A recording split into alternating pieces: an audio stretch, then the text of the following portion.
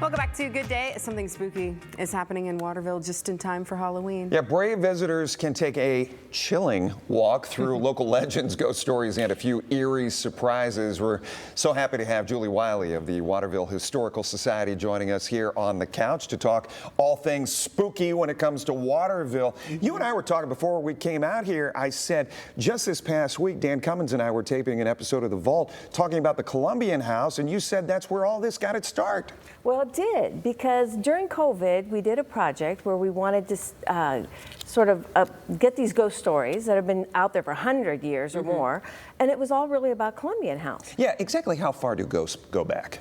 Let's get to the bottom of that. Well, I'd say in Waterville at least the 1830s. Wow, okay. And maybe before that, because there's also a lot of Native American activity out there as well. We have Roche de Boeuf, which is a sacred native site. Yeah. But it all started back then, and we thought during COVID we can't do our normal programming, so let's create an archive of this lore, right? This is still oral history. People tell us stories.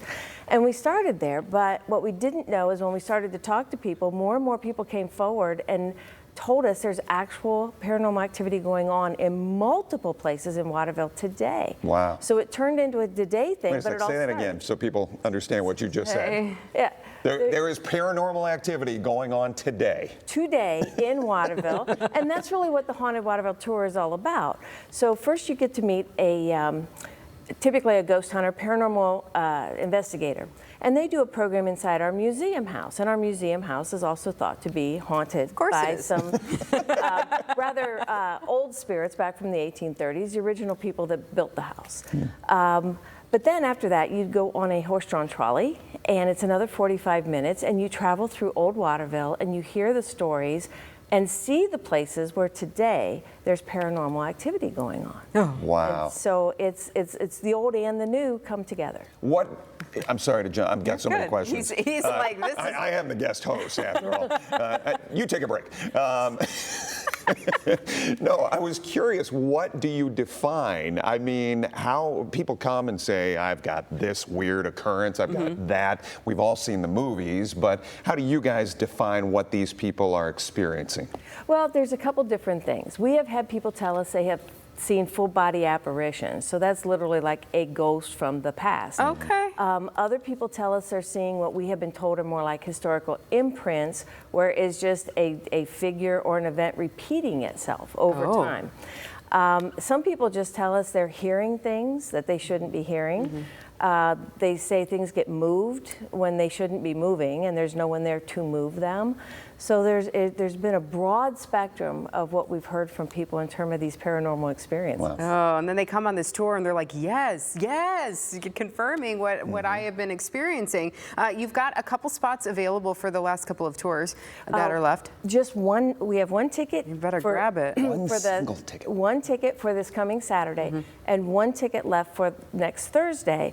But we do, if you go to watervillehistory.org, you go to our website, we can take a waiting list, because sometimes tickets do come available. Sure. And we do like to pass those on then to people if they want to put their name on a waiting list for tickets. Yeah, it sounds like Jeff wants in.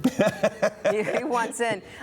If you want something maybe a little less spooky, there's a great family event happening tonight in Waterville. That's right. The Historical Society is part of it. We call ours Spooktacular, but it's all part of a bigger event in Waterville that's called Boo to Do, and it's where the businesses hand out candy to all the families and the kids that come around in costume.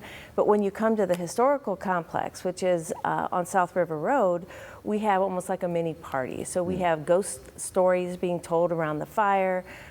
We have free cookies and hot chocolate.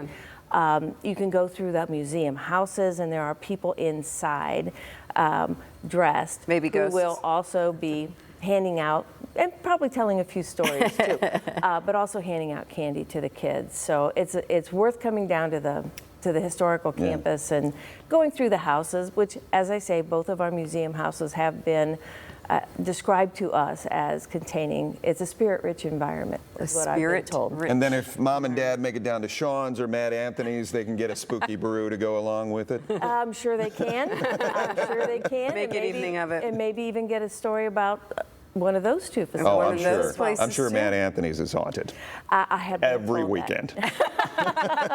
They do call them And haunts, maybe don't during they? the week too, but nonetheless, there's a lot of activity going on in Waterville these days. Yeah, and tonight you can come and take advantage of the free trick-or-treating in Waterville, or grab those last couple of spots on the tour. You better get on that. Get on the waiting list too. Right. But we'll be back for next year. You said you're an attorney, so it makes it hard for you to believe these stories sometimes, but you said you've also actually seen some stuff. Well, I have heard some things, Okay. And I do consider myself a skeptic, and I want to see verification for things.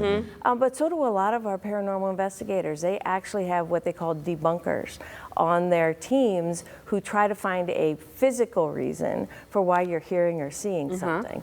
So I'm all about that, but I still have things I cannot explain that I have heard. Okay. All right. Julie, thanks for Julie, being here. thank you. Well, Fascinating. thank you so much. Stay right there. When we come back, we are continuing this Halloween theme, but this time we are taking it from land to the water, the spooky waters great. of the Toledo area.